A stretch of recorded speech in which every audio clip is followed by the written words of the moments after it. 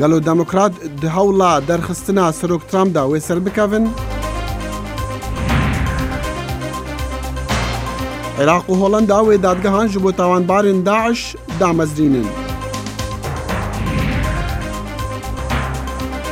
و civaka nêfneteweyî wê çi bike ji bo nehiştina gendeliyê li Sûdana Başûr?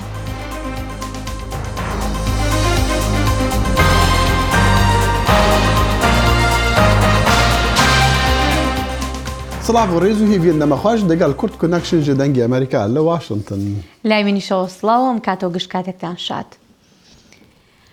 بەڕێوەبەری دەستگا زانیاریەکانی ئەمریکا دەڵێت ئەو کارێکی یاسایی کردووە کاتێک ڕێگەی لە بڵاو بوونەوەی ئەو زانیاریە دزەپێکراوانە گرتووە کە بوون بەهۆی دەستپێکردنی لێکۆڵینەوە بۆ لێسەنەوەی متمانە لە سەرۆک ترامپ. ئەمەش لە کاتێکدایە هەوڵەکانی ئەنجومەنی نوێنەران بۆ لێسەنەوەی متمانە لە سەرۆک دەستی پێکردووە.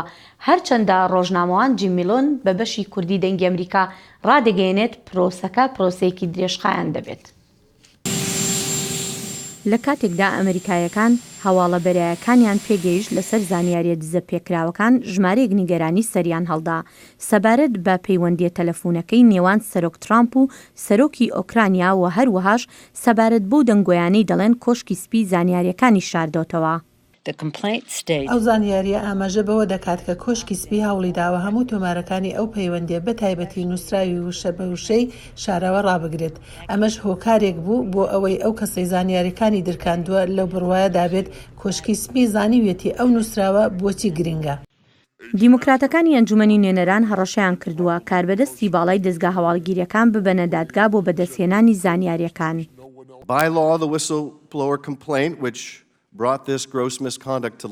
بەپێی زانیاریە دزەکراوەکانی کام ڕەفتارە نابەجێی ئاشکرا کردووە دەبوو چەند هەفتەیەک لەمەوبەر بخرایەتە بەردەم ئەم کۆمیتەیە. بەڵام ستیڤن میگوایر بەرپرسی دەستگا هەواڵگیریەکانی ئەمریکا بە وەکالەت دەڵێت ئەو ڕێزی لە مافە یاسایەکانی سەرۆکایەتی گرتووە لە بارێکی بێپێشینەدا. ڕۆژی سێشەمە سەرۆکی ئەنجومەنی نوێنەران ڕایگەیاند بە فەرمی لێکۆڵینەوە دەست پێ دەکات بۆ هەوڵەکانی لێسەنەوەی متمانە لە سەرۆک.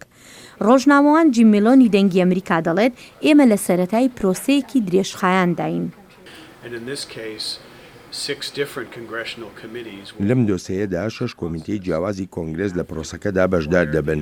ئەوان دەبێ ئەو زانیاریانە یان بەڵگانە بەدەست بێنن پاشان دەشێ بکەوێتە سەر کۆمیتەی دادوەری بۆ ئەوەی بڕیار بدا ئایا ئەمە وا دەکات متمانە لە سەرۆک بسەندرێتەوە. ئەمانەش هەمووی بەدەنگدان دەبێت لە ناو خودی کۆمیتەکەدا. پاشان ئەم دۆسەیە ڕەوانەی تەواوی ئەنجومەنی نوێنەران دەکرێت. بیرمان نەچێت دیموکراتەکان زۆرینەن لەوێ بۆیە شیانیەوە هەیە تەنها بەدەنگی دیموکراتەکان لەوێ سەرۆکی ئەمریکا متمانەی لێوەربژیرێتەوە. هەرچەندە بەڕێز میلۆن لەو بڕوایەدا نییە سینات سەرۆک تاوانبار بکات و لە کاری بخات. خۆی لێسەنەوەی متمانە لە ڕاستیدا تۆمەتبارکردنی سەرۆکە و پاشان دەبێت لێکۆڵینەوەی سیناتی لێ بکەوێتەوە و سەرۆک بانگ دەکرێت بۆ لێکۆڵینەوەکردن لەگەڵیدا و دەرەنجامی ئەو لێکۆڵینەوەیش بڕیار دەدا لەسەر ئەوەی ئایا سەرۆک لا دەبرێت لە دەسەڵات یاننا. ئەمە شەرگیز لە مێژووی ئەمریکا ڕووی نەداوە سەرۆکێک لە دەسەڵات لا ببرێت. هەتا ئێستا 3 جار هەوڵی لێسەنەوەی متمانە لە سەرۆکەکانی ئەمریکا دراوە. ئەندرۆ جۆنسن لە ساڵی 1868، ریچارد نیکسن لە ساڵی 1973 و بیل کلینتن لە ساڵی 1998. ئەندرۆ کلینتن لەلایەن ئەنجومەنی نوێنەرانەوە متمانەیان لێ سەندرایەوە بەڵام لە دادگای سینات تاوانبار نەکران، بەڵام نیکسن بەر لە پرۆسەکە دەستی لە کار کێشایەوە. شارەزایان دەڵێن بۆی هەیە هەندێک جار ئەنجامی لێکۆڵینەوە بۆ لێسەنەوەی متمانە لە بەرژەوەندی سەرۆک یان پارتەکەی تەواو بێت.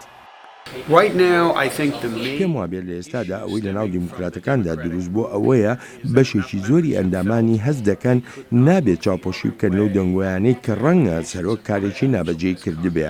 ئەوان هەوڵ دەدەن سەرۆک بەرپرسیار بکەن.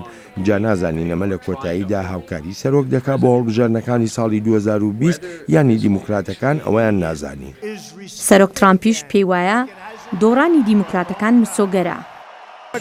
دیموکراتەکان دەزانن دەدۆڕێن لە هەڵبژاردنەکەدا بۆیە ئەو کارە دەکەن. کورتەی پەیوەندی تەلەفۆنەکەی نێوان سەرۆکی ئەمریکا دانەڵد ترامپ و هاوتا ئۆکرانیەکەی ڤڵادیمیر زێلنسکی لە مانگی حەوتدا کە کۆشکی سپی ڕۆژی چوارشەمە بڵاوی کردوێتەوە ئاماژە بەوە دەکات سەرۆک ترامپ داوای لە زێلنسکی کردووە لێکۆڵینەوەیەک بکات سەبارەت بەوەی ئایا جێگیری سەرۆکی پێشووی ئەمریکا جۆ بایدن لێکۆڵینەوەیەکی لە کۆمپانیایەک ڕاگرتووە کە پێشتر کوڕەکەی کاری بۆ کردووە یان نا. پشتی ئەشکەرەبوونا ناڤەڕۆکێ دانوستاندنên سەرۆک دۆنالد ترامپ bi telefûnê digel serokê Ukrayn sebaret vekirina lêkolînekê di karê kurê Joe Biden de li Ukrayn civata nûnerên Emerîkî dest daye lêkolînekê ji bo teambarkirina serokî bi mebesta derxistina wî ji desthilatê. Eva pêngava yekê bû di vê proseyê bi navê impeachment da ku cara sême di dîroka Amerîka da تێکردن گەلۆ دەموکرات وێ سەر بکەون divan hewlan de kanî Xulam rêveberê torê agahiyên Amerîkan Kurdiş lêre li Washington mêvanê Kurd ku nekşîne gelek bi xêr hatî kekîkarî. Pisyar ewa demokrat wê ser bikevin di vî proseyê de proseyek siyasî û dûr û dirêj jî şî dibêjî. Yek nizane ew ê nêzîkî belkî 6 meng bigire ew ê wek mehkemekî çêbe ew ê gazî şahida bikin û piştî wî ew ê oya xwe bidin ew bêjin me Donald Trump em rast nabînin bibe serokê Amerîkayê piştî wî ew ê here senatoyê. Senatoyê da jî nêzîkî di do ji sêya gere bivêjin rast e halê hazir demokrat bindestin yani di civata sînatoran û hinek dibêjin ew ê yani gelek tiştê qirêj Donald Trump kiriye ew ê were ber çav û ew ê senato bêguhartin. Hinkî dibêjin na Donald Trump şerê xweş dike dijî Nancy Pelosi dijî serokên demokrata û ew ê bikeve em ê bibînin wek te got sê car bûye viya cara sê emîne. Belê ji bo ku li civata nûneran ev lêkolîn bigihin wê encamê ku rasta serokî karên şaşkirîne çi ji demokratan re divê demokrat divê çi bikin? Demokrat lazim e îspat bikin kî Donald Trump wexta sond xwend ku ew ê Amerîka biparêze naparêze menfaeta xwe diparêze. Çawa diparêze dibêje ji Ukrayna re dibêje nêzîkî 400 milyon dolar alîkarî ez ê kongre gotiye ez bidim te ez ê nedim te heta tu lêkolîn ser Biden û kurê wî Hunter Biden bikî. Va yani ew ê alîkariya Donald Trump bike helbijartinê da va neqanûnî ye. Ji bo wî demokrat qozekî baş destê wan de heye lê gel ew ê çiqas bawerî bike ew ê gel çiqas Donald Trump dev ji Donald Trump berde. Başa çima ka kanî mesela destê Rûsya di helbijartinê di Amerîka da 2016 ji demokratan re kesek gelkî bihêstir û yani mezintir bû. Çima ser neket? 2016 da Rusya bi dizî alîkariya Donald Trump kir. Ya jî bi dizî ket helbijartina Amerîkayê. Bi vekirî tişkî tune bû. Bi dizî bû. Ana Donald Trump bi xwe telefon girtiye ji serokê Ukraynayê telefon dike divê ez ê 400 milyon nedim te heta tu soz bidî min ku tu yê lêkolîn bikî tiştê qirêj ser Biden û kurê Biden bibînî. Caraberê tiştê wisa tune bû. Ana belge heye ana koşka spî bi xwe dibêje rast e me vî axaftina kiriye. Belê helbet mesela Biden kanî carî karê wan rast bûye ne rast bûye em ê babetek diyem me gelkî hez kir wextê me heba me behsî wê kirbe lê kakanî te got jî civata sînatoran ku wê biryara dimahî di destê wan de be di destê komariyan de ye di destê hevalên serokî de ye partiya serokî de ye hinek ji wan e belkî Mitt Romney yani yekî dî jî gotiye wan gotiye ku ev tiştek xelete ji serokê renge degî bidin lê tu bawer bikî li wir kês wesa bi hêzbata dû ji sên endamên wê dengî ji Trumpê. Siyaset çaxa Twitter çaxa e-mail gelek zû dimeşe. Gelek tiştê zû dibe dikare bêguhartin. Meriv nizane. Halê hazir yani demokrat xwazin tu tişt çêbe. Tiştekî qirêja Donald Trump bê berçava eger senato wî neyne xwar jî helbijartina 2020 da ew ê yekê demokrat bibe serok. Yani ew armanca wan jî heye. Belê. Lê gelek kes dibêjin ku ev riskeke ji demokratan re eger ev proseye ser neket te tu pêşbîn dikî ku 6 meha bikîşîne eger ser neket ورسكك باش ديمقراطان را رسكك سياسي بقى اوكي انا انجليزي فيجن public opinion وك دلي قال اوي كي جانالي هرا ام فيجن وقت في الشر ده اوي بشكل دونالد ترامب بكن بشكل ديمقراطه بكن دونالد ترامب سياسه مداركي وصايكو حتى انا يعني تشتي شر حستك امريكي جي شروانا حستك يعني ابتالوكاجي هي راسته الشري ما بس الشري السياسي ناخوان شريكو قالك وصلت جهن شري امريكا للدرفي امريكا تجد بيجي شري السياسي نافخوا سري سياسي نافخوا انفيجن بين كوماري وديمقراط هذا يعني مرف نزانه حالي حاضر تشتكو هي في 6 ماهي كوتين وك كونغرس امريكا بتياتروكي تشتكي قريش بين زمان شاهد بين مثلا دونالد ترامب هاتیه سروک نیویورک تایمز 4 ملیون زده دفروشه واشنگتن پست میلیونک زده دفروشه چون ملت مراقبت که چه بعد چه نبه امی ببینن امی جی ببینن هلبت دیاره گهرن گلک من کی کانی بسیار داوی اوا اگر هاتو اف امپیچمنت کو هر کس دی بجه پروسه سیاسیه بترشکو پروسه یا سایان دستوری با بارتين سياسي شر السياسات يد امريكا دكن وبالتني لامريكا افناف هيا امبيتشمنت رجنين اگر هاتو اف هول سرنا كدن يعني بقول لك سركتن دونالد ترامب كار جاري كدي خو نامزد بكجبو سلوكاتيا 2020 نا نكار عندي او مايك بنس او بسروكي امريكاي مايك بنس چونكي او خو نهات بو البجارتن دكاره 8 ساله دني ببسروك مايك بنس دكاره خو هجر بس نا اوتوماتيكي اگر او هذا رخصتن ويجي جري قانون دي بيجا او اندي دكاره ببسروكي امريكاي كان يقلك سباس دستخوش كان يقول عمر مفري توري اگهين كرد امريكان كردش لواشتن ميفاني مابوم بريارا ريبرا ديمقراطان يا جواتا نيرا نانسي بلوسي جبو دسبي كرنا لكولينان بما بستا توانبار كرنا سروك دونالد ترامب ريكا آلوزا سروكي جبو نو نامزد كرنا خوا آلوستر كريا راورگرتنين نو خياد كنكو جهه سروكي دفان دناف بربجارن ديدا لاواسترا لي سروكي پشتاخوا بورارا آبوري امريكا گرن كريا لە دەمێکدا هەڵمەتەکان بۆ هەڵبژاردنەوەی سەرۆک ترامپ توانای پشتیوانانی ئەوی سارد کردوێتەوە ئەوانەی کە لە جەماوەرەکاندا بە هەزاران کەس بەشداریان دەکرد. لەژێر ئەو ڕێبەرایەتیەدا ئەمریکا جارێکی دیکە کار دەکات. ئەمریکا جارێکی دیکە براوە دەبێت و ئەمریکا جارێکی دیکە ڕێزی لێ دەگیرێت وەکەوەی لە مێژە وا ڕێزی لێ نەگیراوە. بەڵام ئێستا سەرۆک ڕوبەڕووی ئاستەنجێکی نوێیە. داواکاری بۆ متمانە لیاستانەوە بە تایبەتی کە ئەنجومەنی نوێنەرانی دیموکرات پێشەنجێتی سەبارەت بە پەیوەندیی تەلەفۆنی ترامپ بۆ ئەوەی گوشار بخاتە سەرسەرۆکی یوکراینە لێکۆڵینەوە لەسەر کوڕی جۆ بایدن بکات. داقی قسەکانی پەیوەندیەکە چوارشەممە کۆشکی سپی ئاشکرای کرد. سەرۆک دەبێت بەرپرسیار بکرێت هیچ کەس لە سەروی یاسا نییە. لە ماوەی هەڵمەتەکەدا بایدن تاوانی خستە سەرسەرۆ کە لە دەسەڵات کەڵکی خراپ وەردەگرێت. سەرۆکێکمان هەیە کە باوەڕی وایە دەتوانێت هەر کارێک ئەنجام بدات و بۆی دەچێتە سەر. سەرۆکێکمان هەیە کە پێی وایە لەسەروی یاسایە. ترامپ هاشا دەکات کە هەڵەیەکی لێ ڕوودابێت و دەڵێت لێکۆڵینەوە بۆ متمانە لێسانەوەی لە ڕاستیدا یارمەتی بە براوەبوونی لە هەڵبژاردنەوەی ساڵی داهاتوودا دەکات. هەواڵی خۆشەوەیە کە دەنگدەران لەوە تێدەگەن بۆیە ئەوان دەڵێن ئەوە بۆ هەڵبژاردن باشە بەڵام دەزانی چی بۆ وڵاتەکە خراپە. لێکۆڵینەوە بۆ متمانە لێسانەوە ناڕوونی سەبارەت بە ئاسۆی هەڵبژاردنەوەی سەرۆک زیاد دەکات و دەبێتە هۆی لاوازی ئابووری ئەمریکاش. شارەزای سیاسی زانکۆی ڤیرجینیا وا بیر دەکاتەوە. بەڕاستی پێم وایە ئەو هەڵبژاردنەی 2020 جۆرێک لە پێشنیازی 50-50 دەبێت لە پلەیەکدا کە گەلێک هۆکاری دژبەیەک هەن جا یان پشتیوانی لە ترەمپ دەکرێت یان نا. هەڵبەت دۆخی ئابووری دۆخی شەڕ و ئاشتی و پێناسەی بربژاری دیموکراتیش هەر نەزانراون.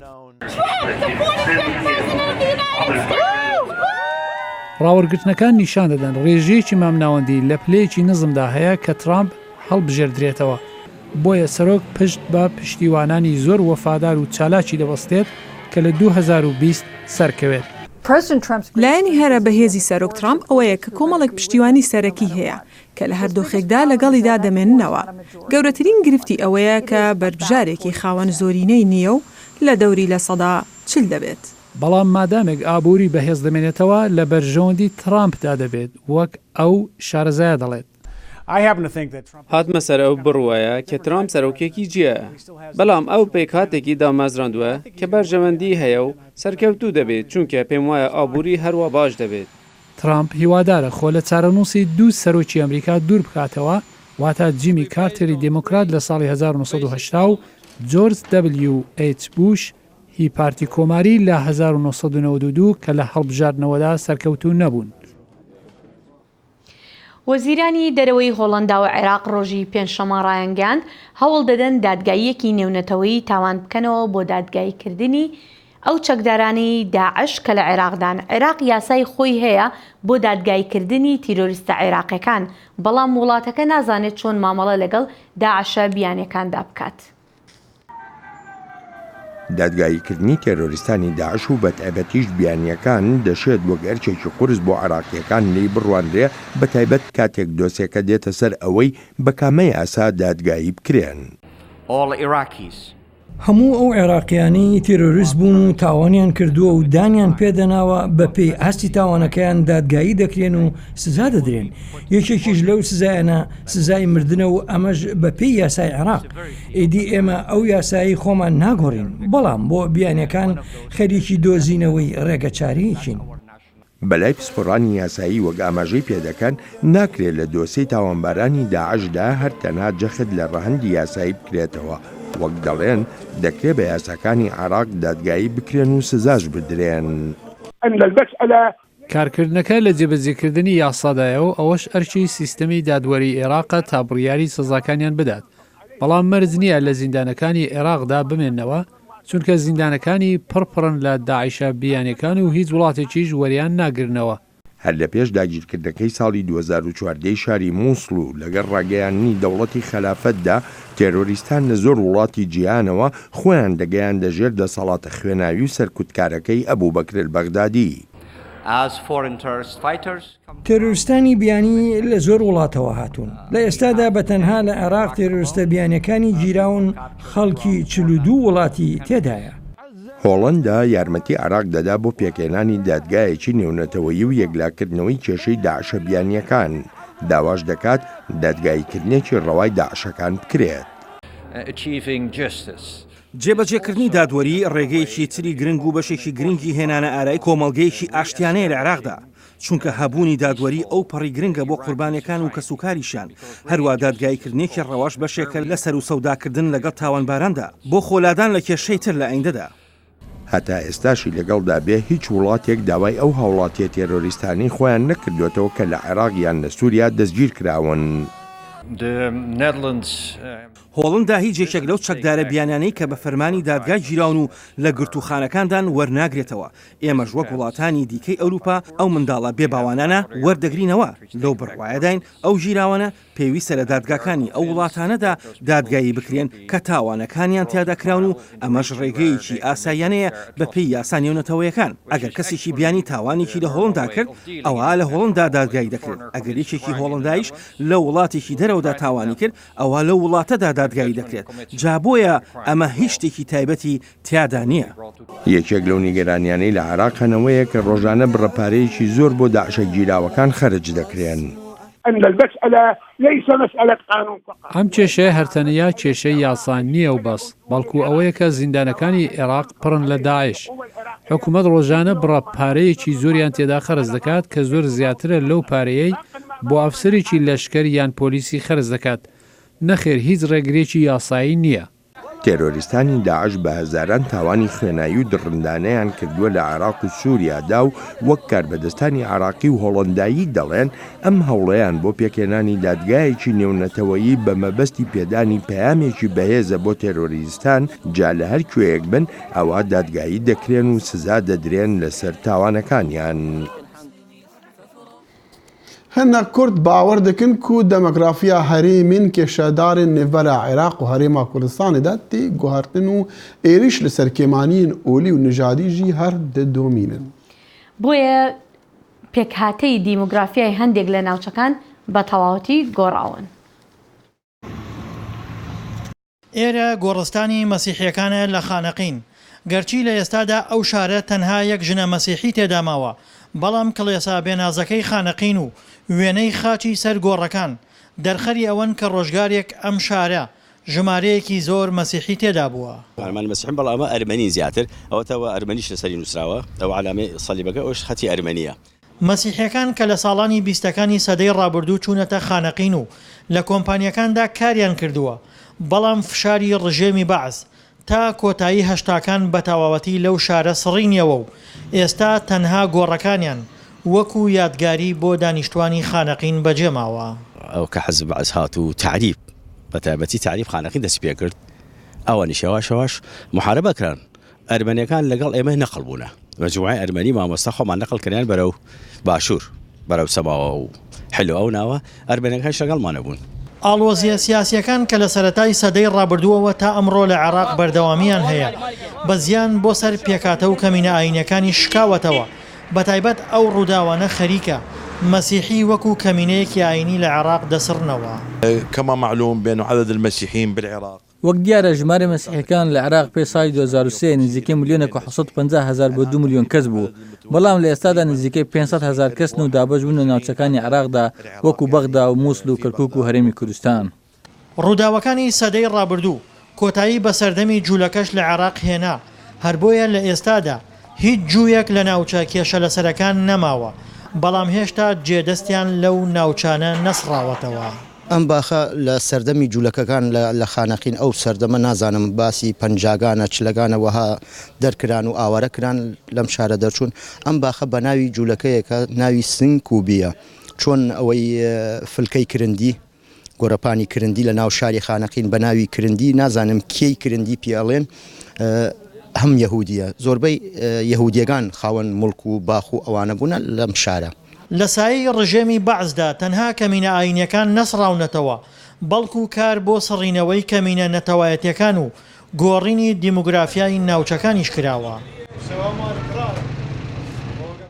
ناحیەی جەلەولا یەکێکە لە ناوچە کێشە لەسەرەکانی پارێزگای دیالە. تا ناوەڕاستی ساڵانی هەفتاکانی سەدەی ڕابردوو کورد زۆرینە بووە تێیدا، بەڵام بەهۆی سیاسەتی تعریب و تەرحیلەوە ئێستا ڕێژەی کورد بۆ نزیکەی 10% دابەزیوە.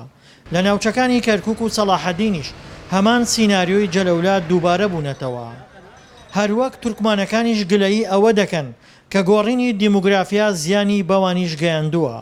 بەڵام بەداخەوە یعنی گۆڕینی سیستەم لە عێراق بە زوو گۆڕینی سیستەم زەرێکی زۆری بە تورکمانەکان داوە، بەڵام دەربارەی سڕینەوەی نەتەوە ئەوە مەحاڵە یەک تورکمان مابێت، هەر تورکمان هەبوونی هەیە. گەورەترین گرفتی کوردەکان ئەوەیە تەنها ناوچە کێشە لەسەرەکانیان پێچۆڵ نەکراوە، بەڵکو هاتنی داعش و ڕووداوەکانی دوای ساڵی 2014 وای کرد عەرەبێکی زۆر لە ناوچەکانی ناوەڕاستی عێراقەوە ڕوو لە سێپارێزگا کوردنشینەکە بکات و لە ئێستادا ژمارەیان لەو سێپارێزگایەش زیادی کردووە. ئەمەش بۆ کوردەکان مای مەترسیە. دڵشاد ئەنوار، دەنگی ئەمریکا، کەرکووک. چالاکوانان دەڵێن کۆمەڵگەی نێونەتەوەی دەبێت کاری زیاتر بکات بۆ لە ناوبردننی تۆڕەکانی گەندەڵی جیهانی کە بوونەتە هۆی زیادکردنی توندوتیژەکان لە سوودانی باشوور. ئەم داواکاریەش دوا بە دوای بڵاوبوونەوەی راپۆرتێک لەو بارەیەوە سەری هەڵداوە. بیرên petrola Palok li başûrê Sudanê li gulana 2013 dema wezîrên hikûmetê li kêleka karmendên Çînî û rêveberên şerîketa Darpetrolyum bûn, dest bi hinartina petrolê kir li nûtirîn dewleta avabûyî li cîhanê. Piştî çend mehan şerê navxweyî rû dide û bi dehan hezar kes têne kuştin. Di prês konferansekê de heftiya borî li London, The Century diyar kir kanê Darpetrolyum çi rol dîtiye di wan nakûkiyan da. Darpetrolyum ya hindek mezintirîn û bihêztirîn kompaniyên cîhanê ye. Kompaniya Petrola Niştimaniya Çînê, Petronas ya Malîzî.